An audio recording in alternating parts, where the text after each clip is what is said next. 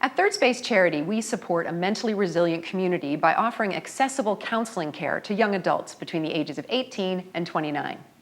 This is Mental Health Matters, where we discuss topics and services related to mental health and wellness in our community. I am delighted to welcome guests Mike and Candace Chisholm. Thanks for being here. Thanks for having us. Thanks for having us, Karen. So Mike is with He Cast, and Candace, He Changed It.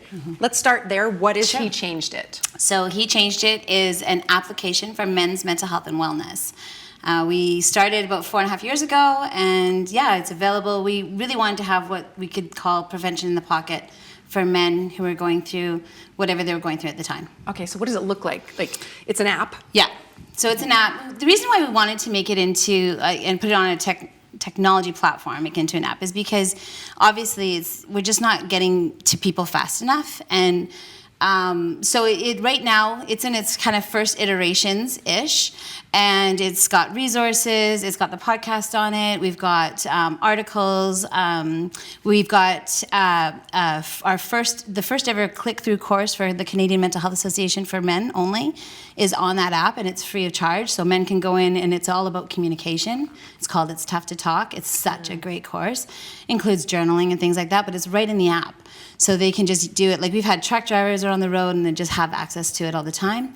And then the whole thing is moted by a community. So we really wanted that support, especially the lived experience support. Where guys who have gone through something, like what we say is take what you need and leave what you know in that support system. I love that. Thank you. Yeah, you're sort of, there's that call to action. You're not just coming here to take information, you're here to give information as well. Correct. And there's so much, there's so much knowledge in so many people. And sometimes it dies with them. And, we just want to make sure that we can keep that transfer of knowledge going, especially for some of the younger guys coming up and the older guys who have been through it. Mm-hmm. And so tell me a little bit about He Cast then, which is on the app. Yeah, I mean, one of the ways that I wanted to help Candy, this is, as far as I'm concerned, and I think she would agree, it's her life's work building this thing. Candy wants to change the world. She wants to, there's a lot of reason for it. I mean, the need is massive. And so I've always been a fan of podcasts. I've always had an inner broadcaster inside of me that wanted to come out. While Candy's building this thing, I've got a scrappy little financial firm. Life insurance and investments and things like that, and I like helping people. But when Candy said that she wanted to build this thing with her team, it was like, well, do you need a podcast? Yes, we need a podcast. I'm like, I would love to host it. And it's been an unbelievable adventure for me, having all of these different guests. We've done 120 of them already. Everyone from life coaches to counselors to stand-up comedians, broadcasters. I've had Ron McLean from Hockey Night in Canada on. I've had all sorts of really cool guys. The guy from actors, big Hollywood actors and filmmakers and all sorts of people. Everybody's got a story, and guys who come on and they tell their story, things that they've been through, things that they've learned, and it's an exceptional experience, and I feel very, very blessed and lucky that I get to be somebody who is a part of such a worthwhile project.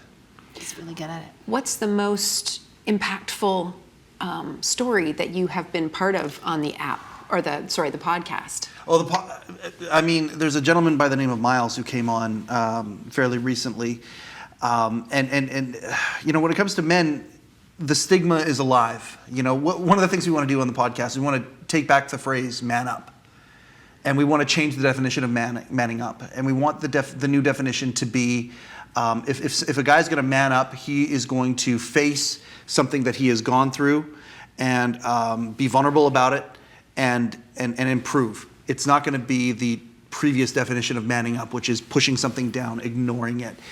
There was a gentleman who came on that talked about, he was the victim of spousal abuse. His wife was quite literally beating him. He's a bigger guy and he's strong and all these sorts of things, but he took it, and it wasn't just verbal, it was physical. And him telling his story was incredibly brave, despite the culture that he lives in. it was a very, very brave move, and a lot of men have responded out and appreciated his take. So as you ask that question, that's the one that comes to top of mind right away. That's amazing that you have that as part of the app.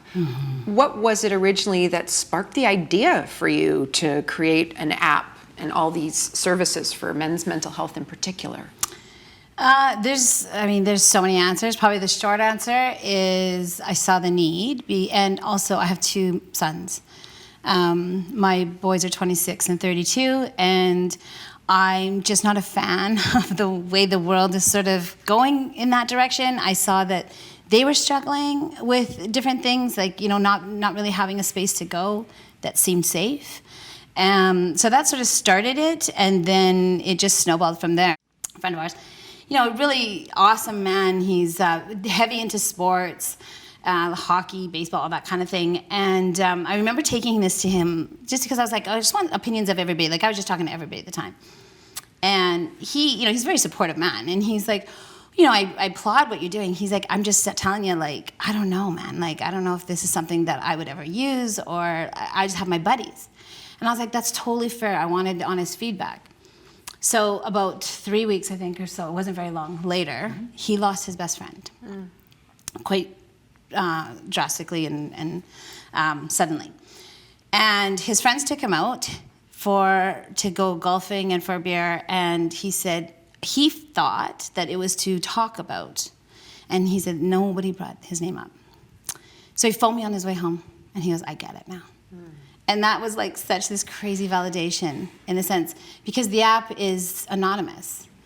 You can be anybody and just be able to go in and talk, and you're not going to get judged on it, because like Mike said, stigma is alive and well, and sometimes there's consequences, sadly, still to this day. So we wanted to put that really safe space together where it's like you can talk about it and nobody's going to judge you about it. As a matter of fact, you'll be applauded in it. Candace talked earlier about the need was great. Yeah. What are the issues and themes around men's mental health that come up in the podcast when you're interviewing people? It's funny. There's 2 themes that, I would say in the first 40 episodes, one or both of them came up organically every single episode, no matter who the guest was, which is astounding to me. It also astounds me because it shows how simple the solution can actually be. The first is awareness. I think there's a lot of guys out there that are going through stuff and they're unaware of it. They're like a racehorse. They've got the blinders on. They're just going down. They're not really aware with what's going left and right around them. And these could come up as behaviors that aren't positive, that are just happening. They're just happening. There's a lack of awareness, and so awareness is a huge key. When awareness pops up, for whatever reason, unfortunately for guys, sometimes it takes a kind of a traumatic or an epic event for awareness to come up.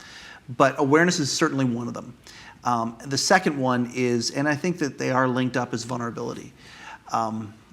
There are a lot of guys out there that still have a hard time getting vulnerable until they're forced to. And once they're forced to and they realize that going through that door isn't as bad or as scary as they thought it was going to be, and it leads to considerable relief of the pain that they were feeling.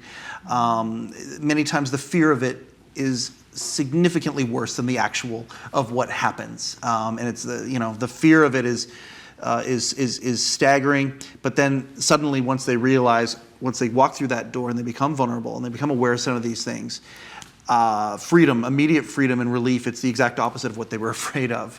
So I think that those are 2 themes that have come up often. And then if there's a third one, it's the power of story. Many times, whatever the story is, whatever the experience is that a guy is feeling, if they hear another man sharing something and they can feel some kinship there, they can feel a little bit of commonality, the self-examination that can show up creates strength. And the result is somebody who wants to change their life, and when they change their life and improve their life, many times they're improving where they're going to go, and they're improving the life of the people around them as well. I mean, Candy hasn't talked really about the stats about men, but like the suicides. She knows it far better than I do. I just host the podcast. But I mean, her and her team looking at the suicides. 7 out of 10 suicides, middle-aged men. Yeah. 5 every hour in North America. 5 every hour in North America, and so that's the extreme example. But let's look at the non-extreme example. Let's look at or the healthcare extreme example. Let's look at heart attacks, strokes, and cancers, and things that when you're not well inside, it can create physical ailments as well. Never mind the fact that if we had better relationships and if we had more awareness and vulnerability when it comes to these things, and we honestly wanted to improve where we're at, seeing we don't like where we are, taking the blinders off and wanting to get to a better place, well, that the entire society will then benefit from that. It'll be better husbands, better fathers, better friends, better coworkers or bosses or whatever. So it's a huge thing. Yeah. And I mean, it comes down to relationship, doesn't it? It's our relationship with ourselves, our relationship with others, and how we function in that. Candace, why do you think it is that men feel so afraid and so alone? Well, I think it's been such an antiquated system of how they've been taught. Right? It's just generational imprinting, a lot of it. There's culture involved. There's the fact that, that's the way their dad did it, and their dad's dad, and their dad's dad. They've just learned these systems, men have, because that is, we say the men are just very physical. The world has been built on the backs of men. They weren't encouraged to look at any sort of their emotional side of things. So you can only do that for so long until you see these devastating effects, right? Because now you've got these guys who are, like Mike said, we call it the pinball effect. But you take the stress and you shove it down, and it just creates this pinball effect inside your body. It depends on which organ it hits as to how it manifests itself. Because a lot of men, like when we were doing our sampling and a lot of our interview, we interviewed hundreds of guys. We had such a big sample too. It was everywhere from, every culture, every, religion we could think of, every profession, just what did this look like for you? And it always came down to two things. It was one, they felt like they were the only guy going through it. And they were like, we can't be that guy. We don't want to be that guy. Yeah. So everybody just toughens up. And a lot of them too, and Mike alluded to it, it's those blinders on where it was this purpose. Like, is my purpose only to support others in their journey? And what about my journey? And a lot of men were looking at that, and that had such a huge impact on their mental and emotional health. So I think that was a long answer to the short question of, I believe it's been like that for so long, and we're just trying to unravel some of that. That's a big undertaking. It's all hands on deck to do that. But I feel that if we can even start to move the needle, then at least we know that generations that come after them will have better conversations. Can I throw something in there too? Yes. So I also think we live in unprecedented times, and the culture has shifted. Like, I look at, the sum of human knowledge doubling as quickly as it is, and technological advancement doubling every 18 months now. Where this is something that used to take decades or centuries even, and it's happening so rapidly.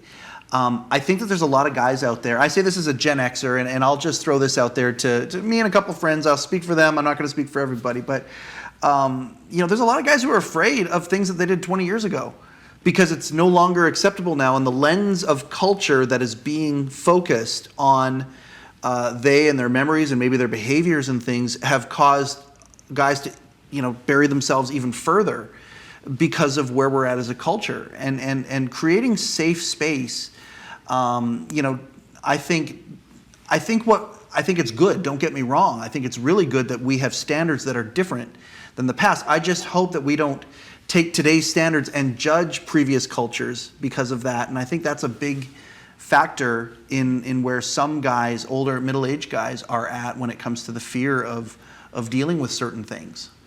Yeah. And giving them the space to change. Very much so. That's why the change kind of is even in the name. It's a lot of these guys want to feel differently. They just don't know where to start. They don't know how. Right. Your granddaughter, Alara, who got very sick, and then out of it you wrote a book. Tell us about that experience and story. Well, Mike can kind of put his own spin on it too. Alara is our amazing angel baby.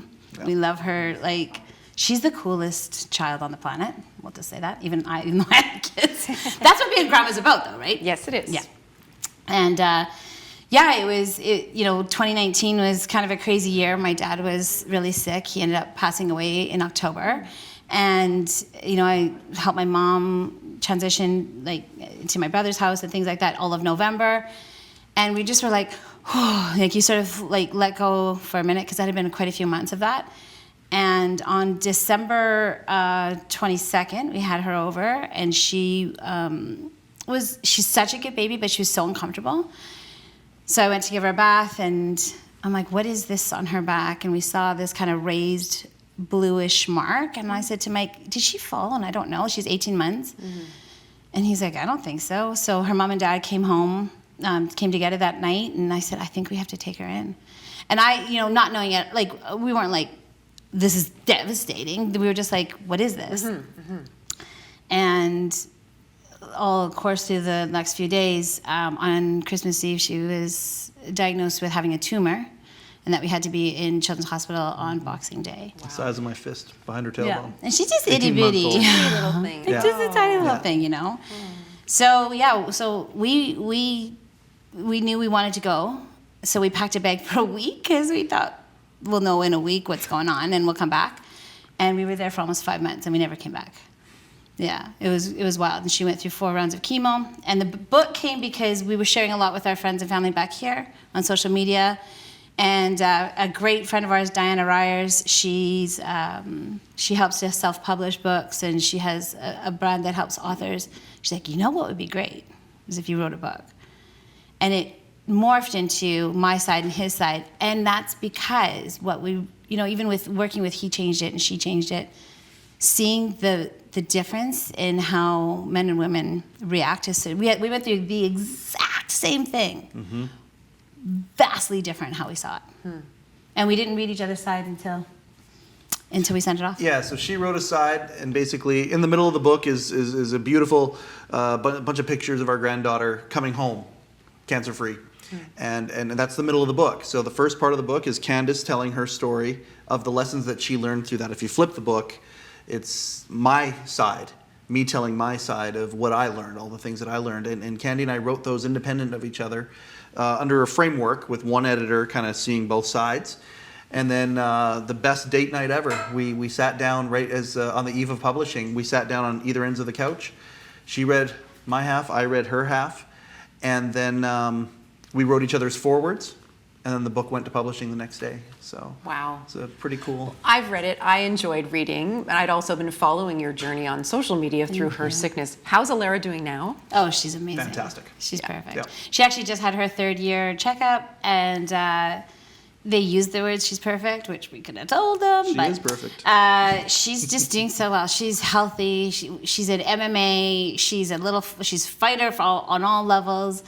And she's great. And hopefully in the next 2 years, the next 2 checkups that happen each year, on her 5th anniversary, they'll be able to declare her cancer-free. They don't expect anything's going to come back, and then she'll be done. That's fantastic. It's fantastic. Yeah. She taught us a lot.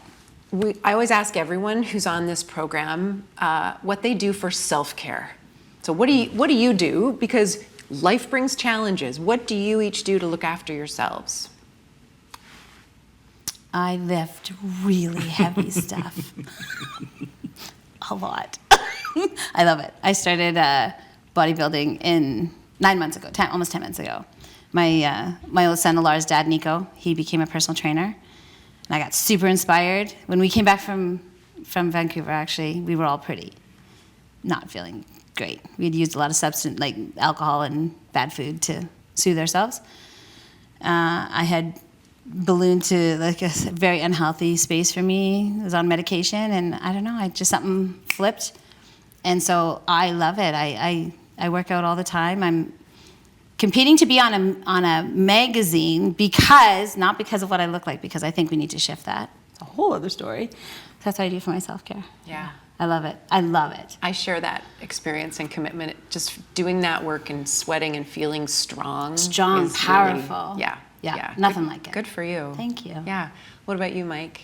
Well, it's funny because one of the themes that has come up on HeCast so often is there's a lot of guys out there who, like we talked about, have the blinders on, and they're not doing something for themselves. They've gotten the job they're supposed to get, gotten married, bought a house, kids, all that, and they just don't know what necessarily makes them tick. And so one of the pieces of advice that has constantly come through is that guys should just, if hockey is something that's a joy to them, go play in a beer league of some sort. If they want to be, if they're a musician of some sort, get the guitar, learn how to play it, play for nobody except for the joy that comes with that.